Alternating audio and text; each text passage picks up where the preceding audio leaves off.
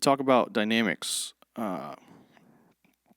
And I just want to kind of give a few tips for playing soft. I think playing soft on the drums is probably one of the hardest things because it's like, what do I play? It's easy to play hard because right, I've got the groove, But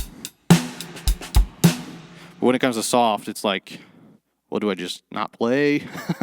And sometimes that is the answer. Is like sometimes the moment may not need drums in that moment, but I think one thing that does help at our church we have a click going, but the singers can't hear the click, so they don't have any ears. So sometimes I think what the drummer can do is even if it's simple as just keeping time on the ride. So the drummer's hearing the click, the singers are singing, but just keeping or even eighth notes. So 1 and 2 and 3 and 4, and that can really help. Just that gives the singers something to follow more than the melodic stuff going on. But so that's one tip. Sometimes that's all you need is the ride. But I think another thing to remember for playing soft, the snare and the kick are really going to be the biggest impact on the drums. I think that's just what the drums kind of are. That's what's highlighted in the drums is the snare and the kick. So I think if you just take those two things out, that's going to automatically help you play softer. So you might play just some simple tom stuff. So maybe if I want to play really light, I do like this ride thing, and then maybe add like a little tom.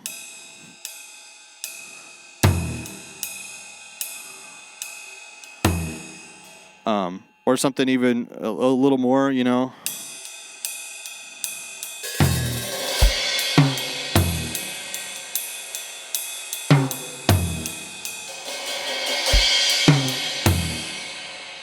So that just adding a few toms here can help keep time, but also keep you soft. And then the other thing is what I did there too was swelling on the cymbals. And swelling is pretty easy, really. There's some guys that will try to do it more orchestral style and like kind of random. Some guys suggest, and I think this probably works the best, is trying to keep time. So if the tempo is 1, 2, 3, 4 on. So that was, I think, 16th note, 1 E and 2 E and or just 8th notes, 1 and. Instead of like this would be just kind of more orchestral, 1 and 2 and 3 and 4 and. Right, it works, but you kind of lose the timing. So I think keeping the subdivision really helps keep the timing there. So that's nice. And then again, I just say, play with purpose. When you're playing soft, especially, make sure like, do I really need this tom here? I think sometimes when maybe like the record has nothing in the drums, right? So the recording will have a drummer that's not even playing. That doesn't always translate well to church. And so I think you want to capture that feeling of a soft moment, for sure. Like that's always important to capture the feeling. But sometimes adding in a few toms can really fill it out. But you just don't want to overdo it because then you've now gone beyond the feeling of soft. But maybe in a section where the original recording the drummer wasn't playing, like we do Holy Spirit is a song that comes to mind. I've asked the drummer a few times, like, hey, can you just add a few toms in that moment? Because, hey, we only had a keyboard and a bass that day. And so it really felt like it needed something. And that just gave it something else in the mix to fill in some space that was there. But that's still playing with purpose, right? The purpose there is like, hey, it's really empty. And so we're going to play with purpose, and we're going to fill in some of that space. You can also maybe do like sometimes they do like a snare roll, Kind of call that the drummer boy, right? So just hitting that soft,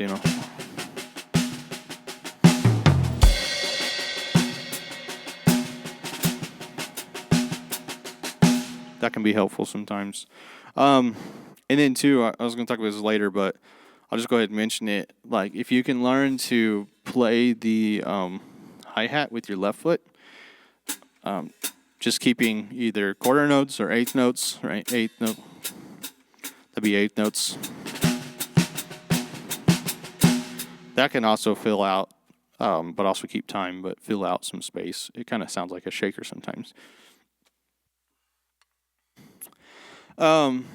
The other thing I'll say about dynamics and playing soft and all that, when I talk about playing soft, I'm really talking about the feeling. In orchestral music or in band, you might have been taught like dynamics is really about volume, right? So, this is playing quiet dynamics, right? And then this is playing loud dynamics. That is true. I think though a lot of times, it's you can play the toms with the same volume, and that's really what I'd recommend because when you mic them up, then it gets harder. If I'm playing really soft, that can be hard to translate over to the front of house. But it's more about how much you're playing, rather. So I can play just the toms, but if I play them a lot, let's just see what happens. So here's maybe a groove with kind of I would consider soft, and then I'll play a harder groove. So here's like a soft tom groove.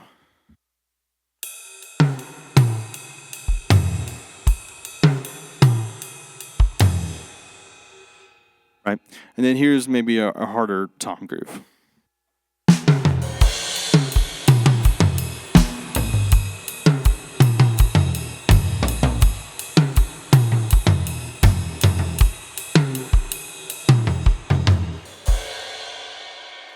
I cheated there with the snare, but I think you get the point. Like the more I play, the bigger it sounds. And so if you want to play soft, play less, and that will help you capture that feeling. I picked out an example for this. I thought it was pretty good. What a God has not a lot of drums at the beginning and really builds over time. But I would say it stays pretty soft throughout the whole song. So I'm just going to play that to kind of demonstrate, some cymbal swells, some tom grooves, snare roll, bring in the ride, and how that works with the kick. You'll notice as the song builds, watch what I do with the kick, and we'll see what happens. So here we go. Here's What a God.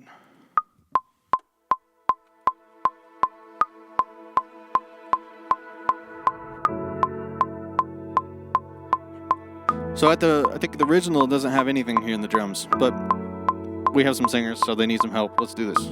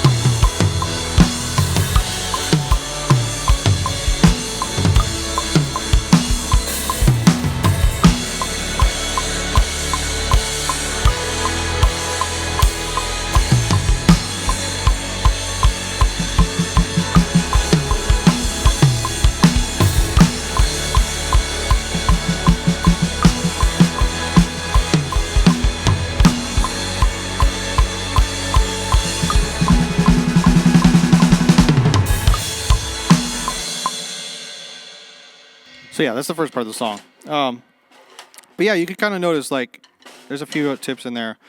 It really that song doesn't even quite get full until really late after the bridge, and I think that's pretty common in a lot of the newer songs. You know, you won't even get really to that big moment until after that bridge.